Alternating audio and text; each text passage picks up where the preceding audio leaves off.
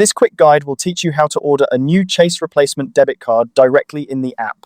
Whether your card is lost, damaged, or simply didn't make it to your mailbox, I'll walk you through the process step by step to ensure you get your new card as quickly as possible. First, go ahead and open the Chase app on your mobile device. If you haven't logged in yet, sign into your account using your username and password. It's essential to ensure your login credentials are correct to avoid any delays. Once you're in, look towards the bottom right of the screen. You'll see an icon that looks like 3 horizontal lines. This is often referred to as the More menu. Give that a tap. In the More menu, you'll find a variety of options related to your account management.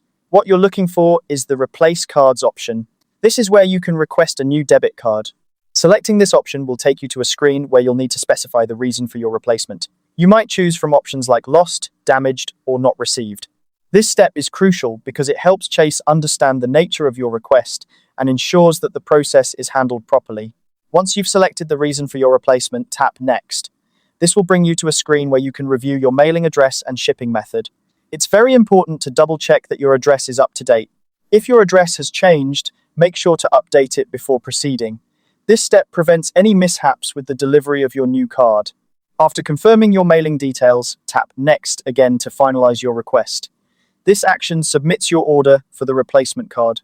And just like that, your new Chase debit card will be ordered and mailed to you. It's always a good idea to keep an eye on your mailbox over the next few days to track its arrival. And there you have it. Ordering a replacement Chase debit card through the app is a straightforward process. Remember, keeping your account details accurate and up to date ensures a smooth and efficient experience. Thanks for following along, and I hope this guide was helpful.